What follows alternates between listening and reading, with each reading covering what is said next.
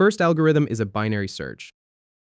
Imagine you need to find the word algorithm in this dictionary. If you read every single page starting from page 1, it would take forever. In computer science, we call this a linear search. It's terrible. Instead, you do what you already do naturally. You open the book right to the middle. Let's say you land on M. You know A comes before M, so you discard a second half. You repeat this, open to the middle of the remaining half. You land on F, throw away the back half, you keep having the problem until you find your word. Say you have a sorted list and want to find 6. You check the middle number 4. Since 6 is larger, you discard the left half. Now again, you check the new middle, which is 6. Found it in just 2 steps instead of checking up to all 7. Because you eliminate half the remaining options every single step, you could search a list of 1 million items in just 20 guesses. In computer science, we say this runs in big O of n log n time. Second is a merge sort. If binary search finds a single item, merge sort is how you organize the entire list in the first place.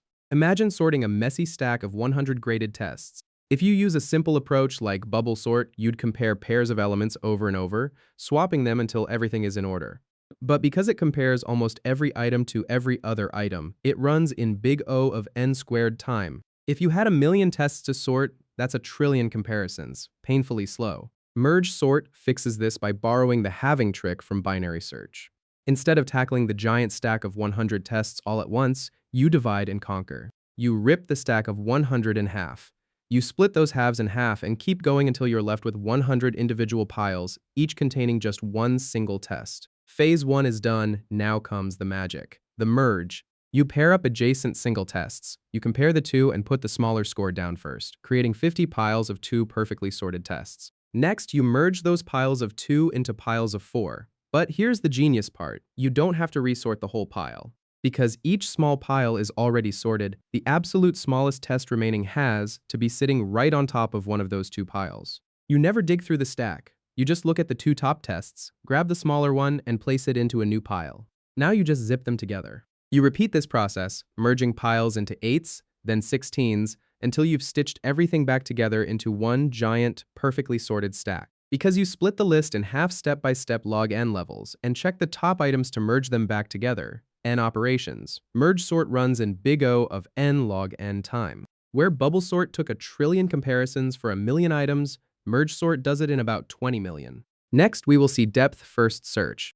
How do you search data that's connected like a map or a family tree? Enter depth-first search. Imagine solving a giant maze. You walk straight down a corridor, find a narrow tunnel, and follow it to its dead end. You dive all the way down one single rabbit hole as far as you can go before you check anywhere else. Let's watch it run. You start at the top, node A. You have 2 connecting paths, B or C. DFS just picks the first one and sprints. It goes left to B, then it immediately dives deeper down to D. D is a dead end.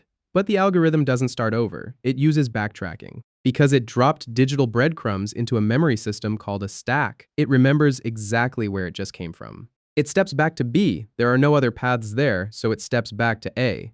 Now back at A, it sees the unexplored path and instantly dives right to node C. Sprint to a dead end, step back, repeat. Because DFS visits every single vertices and walks every connecting line, it runs in big O of V plus E time. It's an aggressive, memory-efficient way to explore every possible option to the very end. Next is breadth-first search. If DFS dives straight to the bottom of a single rabbit hole, breadth-first search does the exact opposite. Imagine solving a giant maze. You mark every path branching from the entrance, then methodically check each one exactly one step deep. You search layer by layer, expanding outward like a ripple in a pond. You never dive down a single tunnel until you've explored every shallow path.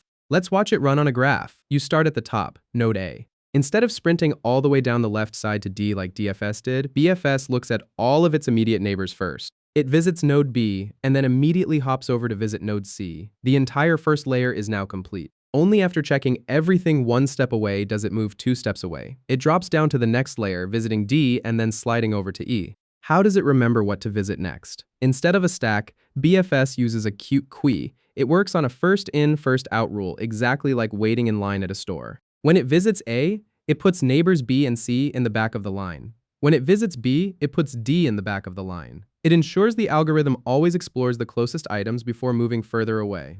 Just like DFS, it runs in big O of V plus E time because it visits every intersection and path.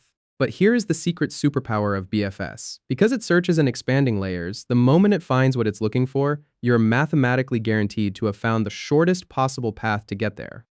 Going next to Dijkstra's algorithm, when you use Google Maps, you don't just want a path to your destination, you want the fastest path. A simple algorithm like breadth first search just counts how many roads you take. It assumes all roads are created equal. But in the real world, they aren't. A short dirt road might take 10 minutes to navigate while a long highway takes just 2 minutes. We need an algorithm that respects weight, the actual cost, like time or distance, of traveling down a specific path. Dijkstra's algorithm saves the day. Let's imagine a tiny town with 4 locations: your home, the park, a cafe, and the office. Here is exactly how long it takes to drive between them. Home to the park is 2 minutes. Home to the cafe is 5 minutes. The park to the cafe is 1 minute. The park to the office is 7 minutes. And the cafe to the office is 2 minutes. Your goal is simple: get from home to the office as fast as possible. To do this, the algorithm keeps a scoreboard. This board tracks the fastest known time to reach every single location. At the beginning, we are at home, so its score is 0. Everywhere else is marked as infinity because we haven't explored them yet. The core loop of Dijkstra's algorithm is elegantly simple. We select the unvisited location with the lowest score. We look at its neighbors, calculate the time to reach them, and update the scoreboard only if this new time beats their old time. Then, we lock it in. Let's run it. We start at home, sitting at a score of 0. We look at its neighbors, the park and the cafe. Driving to the park takes 2 minutes, so we update the park's score from infinity to 2. Driving to the cafe takes 5 minutes, so the cafe becomes 5. Home is now marked as visited. We check the scoreboard for the lowest unvisited score. The park is 2, the cafe is 5. We pick the park, we look at its unvisited neighbors, the cafe and the office. The park score of 2 plus the road to the office, which is 7, equals 9. The office updates from infinity to 9, but look closely at the cafe. The park score of 2 plus the road to the cafe, which is 1, equals 3. The cafe's current score on the board is 5 from the direct route. But driving through the park only takes 3 minutes. Because 3 is less than 5, we erase the 5 and update the cafe's score to 3. The park is now locked in. The lowest unvisited score on the board is now the cafe, sitting at 3. It only has one unvisited neighbor left, the office. The cafe's score of 3 plus the road to the office, which is 2, equals 5. The office's current score is 9. Because 5 is much faster, we overwrite the 9. The office is now 5. The cafe is visited. The only unvisited location left is the office with a score of 5. We've reached our destination. Dijkstra's algorithm is the backbone of modern routing. Next is an A-star algorithm. We just saw how Dijkstra's algorithm guarantees the absolute fastest route. But it has one massive flaw: it is completely blind. Because it checks road in every direction, it wastes a huge amount of time checking roads that go in the exact opposite direction of your destination. A star takes the absolute reliability of Dijkstra and includes a gut instinct, telling it exactly which direction to focus on, so it finds the goal much faster. How does a computer have a gut instinct? By something called a heuristic. A heuristic is just a smart, educated guess. In A-star, every location you check gets a total score. We call this score F. To calculate the F score, the algorithm adds 2 numbers together, G plus H. First is the G score. Think of G as ground covered. Just like Dijkstra, this is the actual known time or distance it took to get from your starting point to where you are right now. Second is the H score. Think of H as your hunch, or the heuristic. This is a mathematical guess of how much further it is from your current spot to the final destination. A common way to get this guess is by calculating the straight line distance exactly like how a bird flies. So your total score, F, equals the ground covered so far, plus the hunch of what's left. The algorithm always looks at the scoreboard and chooses the path with the lowest total F score. Let's run a quick example to see why this is so powerful. Imagine you're at the village, and your goal is to reach the castle. You have 2 roads to choose from. Road 1 goes east, toward the swamp. The road is short and fast. It only takes 1 minute to travel. So, our G score is 1, but the swamp is in the opposite direction of the castle. If we take out a ruler and measure a straight line from the swamp to the castle, our hunch tells us it will take about 10 more minutes to get there.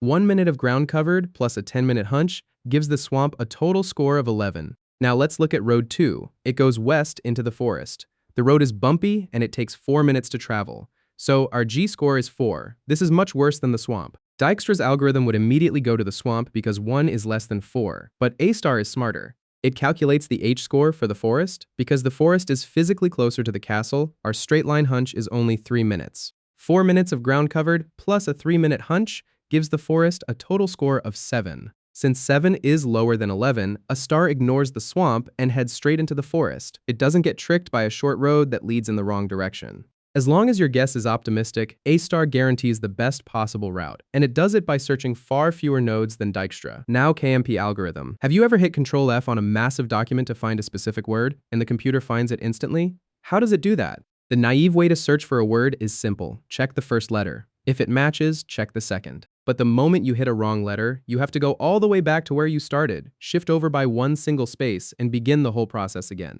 If you are searching through a book with 1,000,000 words, going backwards like this is incredibly slow. The solution is the KMP algorithm. To pull this off, KMP pre-calculates a cheat sheet called the LPS array, which stands for longest prefix that is also a suffix. Before KMP even looks at your main text, it analyzes the search pattern itself to see if it repeats. Let's build the cheat sheet for the pattern. You go letter by letter, asking, does the end of this chunk perfectly match the beginning of the whole pattern? First letter, A. No prefix or suffix is possible. The score is 0. Second letter, A, B. The suffix B doesn't match the prefix A. The score is 0. Third letter, A, B, A. The suffix A perfectly matches the prefix A. The score is 1. Fourth letter, A, B, A, B. The suffix A. B matches the prefix A, B. The score is 2. Fifth letter, A, B, A, B, A. The suffix A, B, A matches the prefix A, B, A. The score is 3. Sixth letter, A, B, A, B, A, C. The C ruins the repeating pattern. The score drops to 0. Now, let's see it in action. You start comparing. The first 5 letters match perfectly. But at the 6th letter, the text has a B, and your pattern expects a C mismatch. In the old approach, you would shift one spot and start over, but KMP looks at the last matching letter, the A right before the mismatch. It checks its LPS cheat sheet for that A. The cheat sheet says 3, so it doesn't move its place in the main text at all. It simply slides the pattern to the right, perfectly aligning the first 3 letters of the pattern with the text it already read. You instantly skip redundant checks, immediately resume comparing the very next letter, and find your match instantly. Levenshtein algorithm. Have you ever typed a word horribly wrong, but autocorrect still knew exactly what you meant? Computers don't read words, they just see strings of letters. To understand typos, they use Levenshtein distance, often called edit distance. It calculates the lowest number of single-letter edits needed to change word A into word B. You have 3 options: insert, delete, or substitute. Each edit costs 1 point. Take the classic computer science example, turning kitten into sitting. First, substitute the K for an S. Cost is 1. Next, substitute the E for an I. Cost is 2. Finally, insert a G at the end. Cost is 3. The Levenshtein distance between kitten and sitting is exactly 3. Humans can just eyeball that, but computers use a grid. Let's look at a fast example, turning cat into cart. The computer sets up a grid with cat across the top and cart down the side. To fill each blank square, it follows a golden rule. It looks at the square's top left and diagonal neighbors and picks the smallest number. If the letters for that square match, it adds 0 to that number. If the letters mismatch, it adds 1. Let's understand by example. When comparing the C in cat to the C in cart, they match perfectly. The smallest neighbor is 0, plus 0 equals 0. But when it compares the A in cat to the R in cart, they don't match. The smallest neighbor is 0 plus 1 for the mismatch equals 1. That 1 mathematically represents the cost of inserting the letter R. The computer repeats this simple rule until it reaches the bottom right corner, which reveals the final score. Because it compares every single letter, the time complexity is big O of m times n. It's an elegant piece of dynamic programming that breaks word comparisons into tiny one-letter decisions, so the computer can instantly figure out exactly what you meant to type.